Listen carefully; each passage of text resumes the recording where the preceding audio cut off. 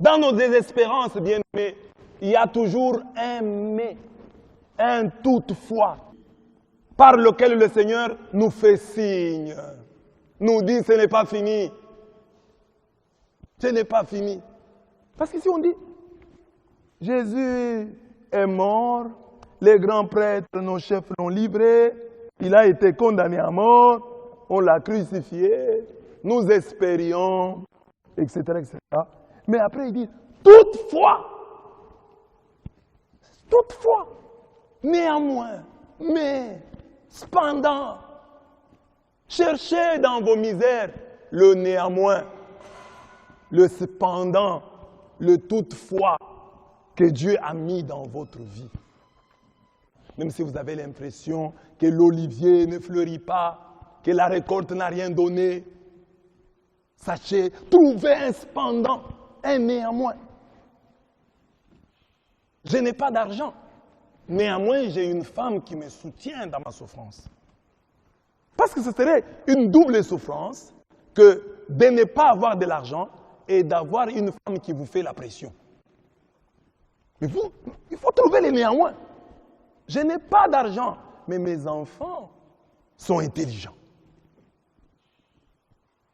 Je n'ai pas d'argent. Néanmoins, toute ma famille est en bonne santé. C'est ça le toutefois. Toutefois, c'est Dieu qui vous fait signe. Il dit, non, non, je ne suis pas mort. Il y a quelque chose. Toutefois, les femmes ont vu des anges qui les déclarent vivants.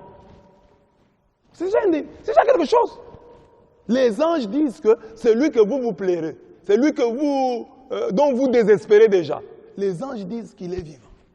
Ils ont dit ça aux femmes. Et toutefois, on a des problèmes, mais toutefois, néanmoins, cependant, il y a toujours un toutefois. Qui dit non, non, non, Dieu te fait signe. Dieu n'a pas disparu totalement de ta vie. Il y a quelque chose qui te dit que Dieu va agir. Pourquoi tu ne meurs pas? Tu pouvais mourir. Toutefois, je suis en vie. Je suis malade, je ne suis pas encore mort. Néanmoins, je suis en vie. Je n'ai pas ceci, je n'ai pas cela. Néanmoins, j'ai la foi. Je n'ai pas de travail. Toutefois, j'ai un diplôme.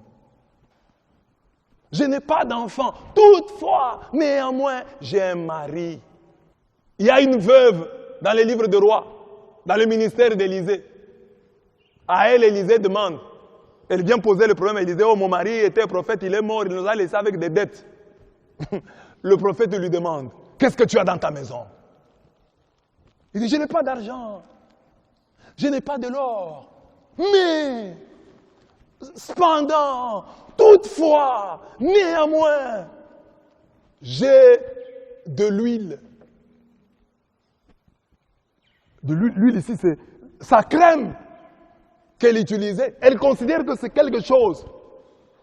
Je me demande si vous, le prophète Élisée vient chez vous et vous pose la même question. Vous allez le voir. Prophète, j'ai des problèmes, j'ai pas... Alors il pose la question, qu'est-ce que vous avez dans la maison? Est-ce que vous pouvez dire que non, j'ai un peu de pommade? J'ai ma crème, j'ai mon lait de beauté.